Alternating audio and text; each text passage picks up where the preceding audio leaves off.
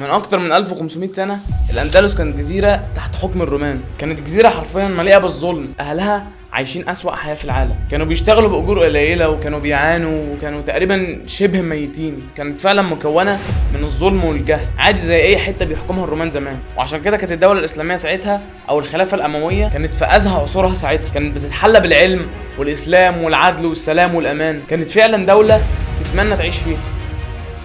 السلام عليكم. كتير مننا بيسمع عن الأندلس وبيسمع عن قوتها وعن تاريخها العظيم، بس هل تعرف فعلا ايه تاريخ الأندلس؟ وازاي بقت الأندلس الخلافة العظيمة؟ وازاي اتفتحت؟ وازاي حكمها المسلمين؟ ايه حكايتها يعني؟ في الفيديو ده هقولك ايه حكاية الأندلس باختصار. بس الأول عايزين نتعرف على بطل قصتنا النهارده. البطل ده هو طارق بن زياد. طارق بن زياد اتولد سنة 50 هجريا في مدينة خنشلة بالجزائر، وأكيد ما اتولدش بيرضع سيوف.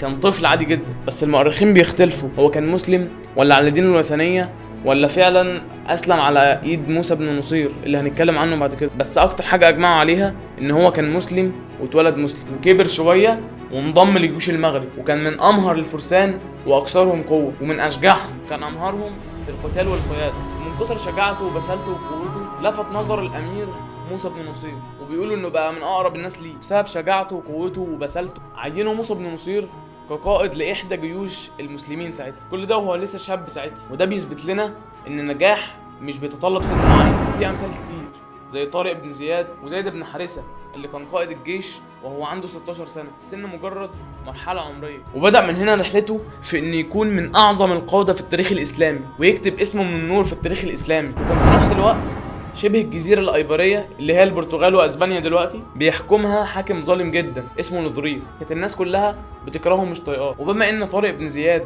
كان حاكم مدينة طنجة في الوقت ده، فحاكم مدينة سبتة بعت له إنه يساعده في التخلص من الملك ده مقابل إنه يساعده في فتح الأندلس. وطبعا فرح طارق بن زياد وكان في أشد فرحته ولقاها فرصة جامدة جدا. بس طبعا في مشكلة. إيه هي المشكلة؟ إنه ما ينفعش يعمل اللي في دماغه كده لوحده، لازم يبعت لموسى بن نصير. وبالفعل بعت لموسى بن نصير واستأذنه في فتح الأندلس. في الوقت ده موسى بن نصير بعت للخليفه الاسلامي ساعتها الوليد بن عبد الملك، وبالفعل وافق الخليفه الوليد بن عبد الملك وبعتوا حمله عشان يعرفوا اخبار الجزيره واحوالها واماكنها. وبعدها راح طارق بن زياد بالجيش وعسكره عند جبل اللي هو جبل طارق دلوقتي واتسمى على اسمه. وبعدها دارت معارك كتيره جدا، ودارت معركه وادي لكه اللي كانت ما بين طارق بن زياد وجيشه ولوثريك وجيشه، واستمرت 8 ايام. وانتهت المعركه بقتل لوثريك اللي انا مش عارف انطق اسمه. انتهت المعركه بقتل لوثريك وانتهت المعركة بهزيمة الروم، وده كان مستحيل جدا لأن المسلمين كان عددهم 12000 تقريبا مقابل الجيش الثاني اللي عدده 100,000 مقاتل مزودين بأحدث الأسلحة ساعتها. إلا إن المسلمين كسبوا في المعركة وانتصروا،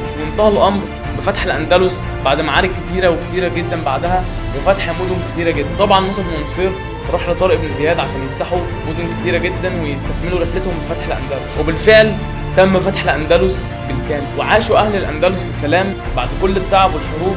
عاشوا في سلام وبقى يعمها الأمان من كل مكان، وعاشوا أهلها في أحسن الزمان، وكانت من أجمل البلدان. أنت مين يالا بجد؟